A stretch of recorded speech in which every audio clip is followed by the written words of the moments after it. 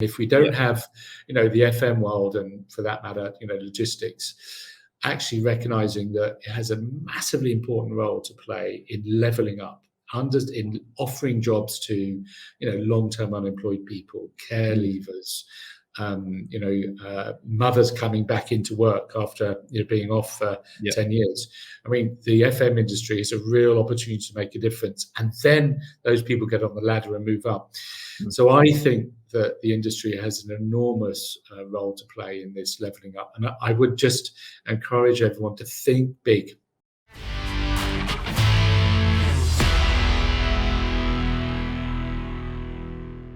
Hello and welcome to Navigating ESG in Facilities and the Workplace.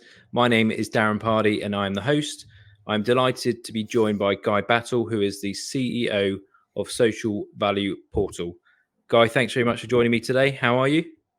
Very well, thank you, Darren, and pleasure to be here. Thank you very much. Before we get into ESG and what you do, just some quick five questions. It's a little bit personal, but yeah, we'll see how it goes. Favorite film? High Society. Good choice. Favorite song? It's got to be a Coldplay song. Anything in there. Okay, so favorite band Coldplay. Or artist? I'm assuming it's Coldplay. Yeah, that's is, yeah. 3. Number 4, favorite place to go anywhere in the world, could be local or anywhere in the world. Lhasa in Tibet. Okay, cool. I'll look it up. And do you like pineapple on pizzas? No, I hate pineapple on pizzas. What an abomination of a combination. Glad to hear it, Guy. I think we'll get along. Brilliant. So that's the quick fire questions, just to make it a little bit harder before we get into the heavy stuff. But before I start asking you questions around sort of social value, what is Social Value Portal for the listeners that have never heard of it? So we are a online platform, a service that helps organizations measure the contribution they make to society, and we call that social value. So we're asking the question, how do you contribute to society in terms of your environmental impact, the community benefits you bring, and the economic benefits you bring. And so we put all that together with a sort of framework and an online solution to help organizations sort of improve what they're doing, basically. Okay. And how did you, because I've seen you've got a past in sustainability, which is kind of the E, environmental, within ESG, and then you went into social value. How did you get into it, and why did you sort of set up Social Value Portal? I'm glad you've made that faux pas, actually, Darren, because Thank you very much. Everyone gets confused. Everyone now, for some reason, thinks sustainability means the environmental bit. Mm-hmm. And actually, sustainability, which was a more sustainable development, so that's relevant to everyone who's listening to this. It was a term coined out of the Brundtland Report back in 1992, Earth Summit, that sort of period. And it defines sustainable development as social, economic, and environmental sort of well-being or impact. And so sustainability to me has always meant the social, economic, and environmental piece. Having said that, I think you made a good observation in as much that my early career was very much focused on the environmental part of that. So I started sort of looking at sustainability in about 93 when I set up a business called Battle McCarthy. We're consulting engineers, and we designed buildings and did master planning. And it was all focused on the environmental bit because no one really understood it then. Carbon dioxide equivalent was a kind of new term. The greenhouse gas protocol had not yet arrived. And we were sort of pushing up sort of a brick wall. It felt like pushing water up a hill at some points, but nonetheless, it took hold. And then, you don't know any engineers now who don't talk about sustainable design. I mean, it's just, it's mainstream. It's everywhere.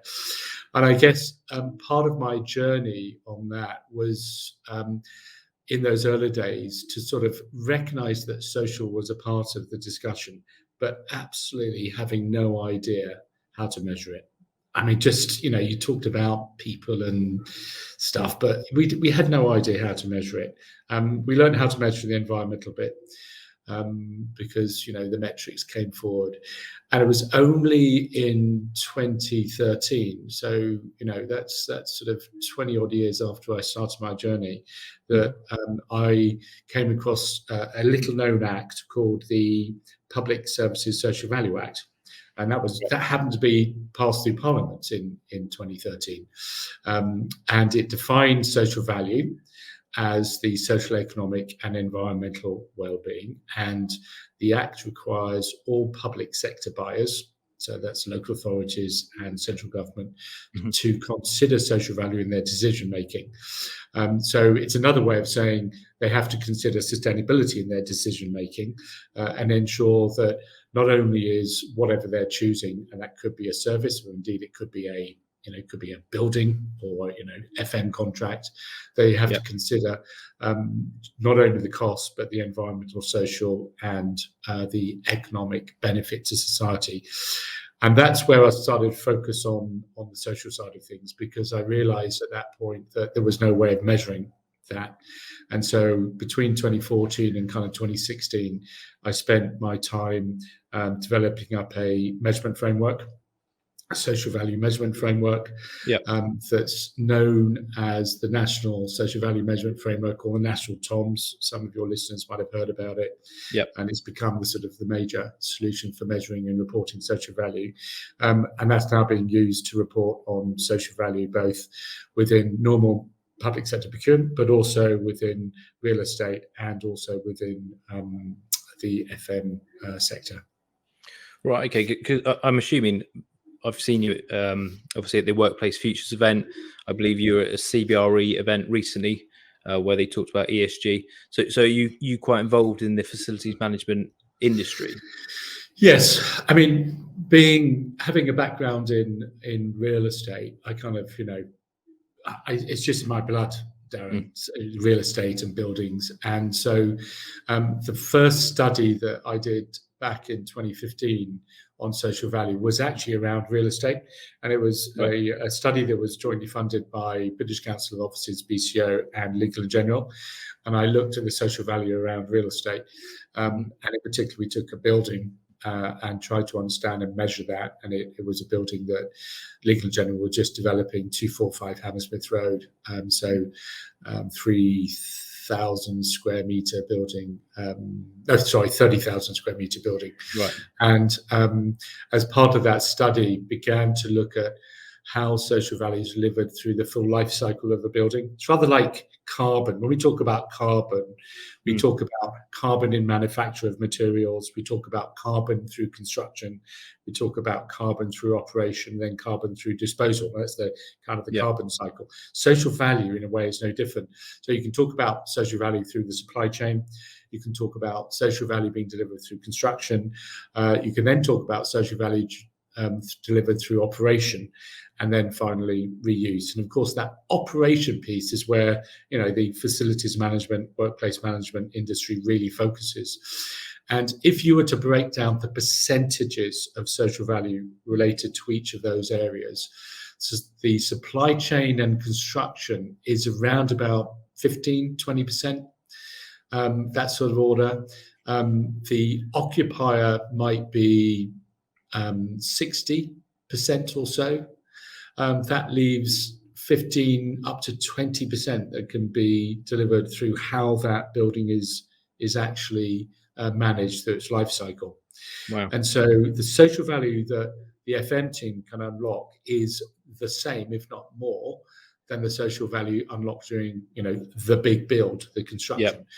And so I'm naturally really interested in it and working with the FM industry about how to unlock that value in not only how buildings are managed, but importantly, rethinking the relationship that the facility manager has with the occupier to ensure that social value is unlocked through an occupier's CSR or corporate social responsibility program.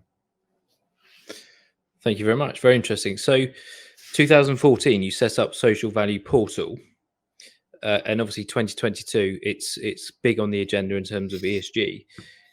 how different is it having a conversation with someone now about social value and how important it is to record those metrics then in 2014 to now? Yeah, I mean, I think it's really important. I think at this point, let me just sort of get into definition of terms, if I might.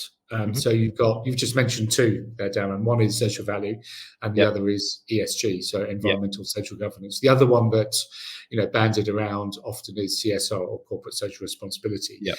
And so I think it's just worth just dissecting those slightly. At the end of the day, they kind of all mean the same thing, but ESG is really, as a framework, it grew out of the investment industry asking organizations to declare their risk around the exposure to environmental risk, social risk, and how they were managing those risks. So environmental risk might be compliance around, disposable of chemicals. Social risk might be compliance around, anti-slavery law. How do you manage that? Anti-corruption, and then governance is a wraparound. When we talk about social value, we kind of go through the other side. So if ESG is about minimizing harm, social value is about maximizing value created. So it's all about how we have a conversation about the value creation once you've ensured that you are no longer breaking the law. I mean, breaking the law is, one shouldn't get a pat on the back for not breaking the law, right? No, you should be getting a pat on the back for doing more social value. And that's kind of where we focus. And then CSR, corporate social responsibility, plays right into the center of social value. So what you deliver through a good and well-applied CSR program is more value to community, i.e. more social value. Yep. So, but I'm assuming there's a big difference between having a conversation about social value in 2014 than there is in 2020. Yes, absolutely. So back to your original question, having done the definition. So yes, so I think there is a big difference in 2014, 2015, not least to measurement framework. So we're now able to put a value on social value. So as part of the TOMS framework we developed, we've broken it down to a series of activities, but we can now say how much value is created for society. So what's the pound contribution that an organisation can make? We've been doing this now for, 2014 is when I kicked it off, but sort of we worked in anger, so to speak, 2016. So that's about 6 years or so. And so we've got a lot of, buildings under our belt, a lot of projects under our belt. So we kind of know what good looks like. And if you can measure it, you can actually answer the question what good looks like, and then importantly, you can work out how to improve it. And so measurement has been fundamental in that sort of manage and improvement journey, because then we can do more and we can do it better. Great. And how has Social Value Portal positively impacted on the FM community, do you believe? So I think the FM community has actually does a fair amount of social value already. Okay. It doesn't recognize what value it brings to the community, because it kind of, a lot of organizations just do it because it's just their way of doing business. So, you might be employing local people in your supply chain. You might be, using a local charity to manage the external gardens, for instance, these sorts of things. What we help is put a sort of spotlight on those and encourage or just helps the FM industry understand what they are doing, and then how they can do more. And so that's kind of where we fit into this puzzle, is really highlighting and helping put a structure. So there's a proper structured conversation with the industry around this. And then the other thing I think we've helped to just highlight, and it's obviously what you measure, you can manage. I think just challenging the industry, asking, what else can you do? Why is it that the job description for the FN team stops at just managing the external spaces and managing the spaces and, checking the heating is working and, checking that, the rents are being collected, in the broader property services. Why aren't you as a team also engaging with the occupier? Is there a way of actually working with the occupier to help them do more in the community? And I think that for me is a really interesting new role, new definition for the FM industry. Yeah, absolutely. And if there's sort of one main area of focus to help not just FM organisations improve, but all organisations improve within social value, would there be one area that you would focus on? And if so, what would that be? So you're asking me to... It's a very broad question. That's a broad question. So, social value is social, economic, and environment. So you're asking me to make a choice between the social side, the economic side, the environmental side. We're in the middle of a climate crisis. So, should we all just be having net zero carbon as the priority? And the answer is yes. And our communities are all struggling with cost of living crisis, and shouldn't we be ensuring we employ local people? Absolutely yes. And spending money in the local community and volunteering in the community. Many places are suffering from lack of skills, and young people are coming out of school early without those necessary skills. So shouldn't we be focusing on providing mentoring and internships for young people? So it's a kind of Hobson's choice. You've asked me. It's a bit tricky to say which is more important. And what's the easiest thing to do? Well, the easiest thing isn't necessarily the best thing to do or the most effective.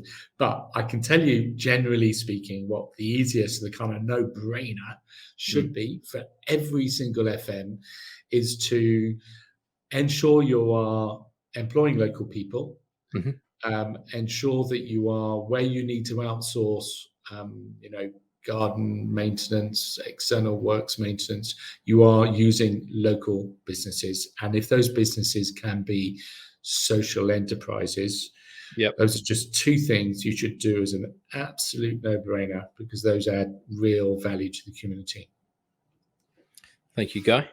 And what big sort of changes over the next 10 years do you see with social value?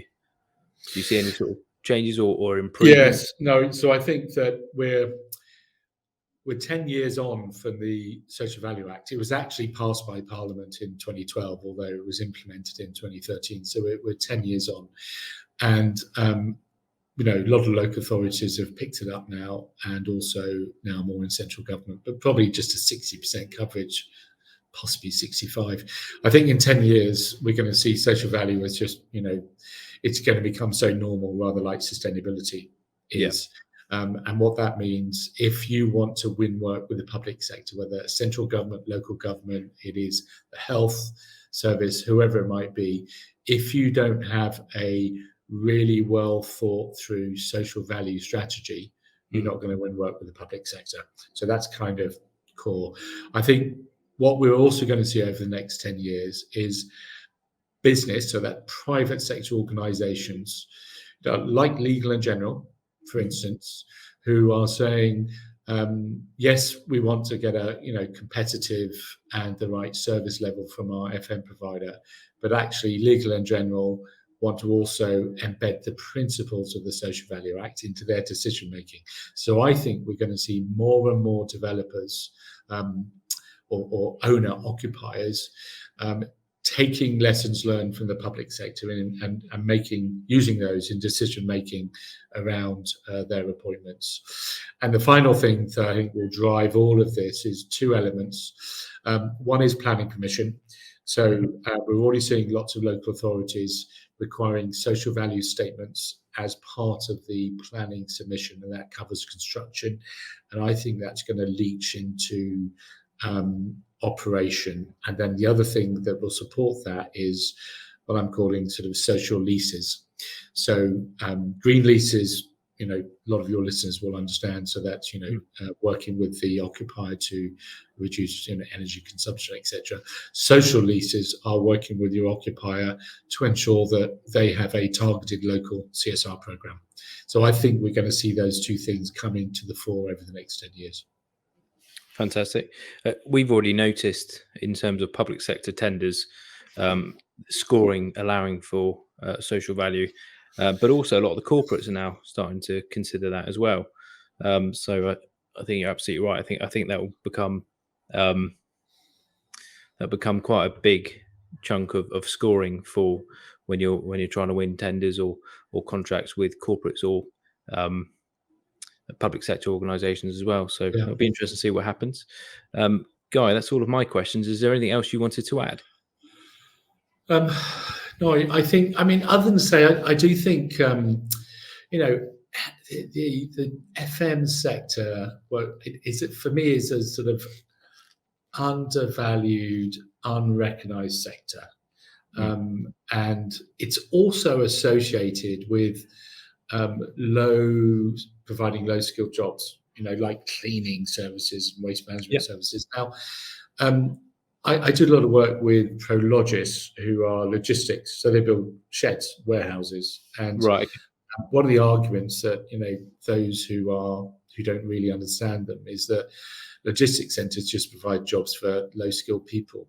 And in the same breath, you could say FM just provides jobs for low-skilled people. But the thing is, those low-skilled jobs are really important because they're the bottom rung of a ladder that then gets you the ability to move up another rung and another rung and another rung. And if we don't have, the FM world and, for that matter, logistics, actually recognising that it has a massively important role to play in levelling up, in offering jobs to, long-term unemployed people, care leavers,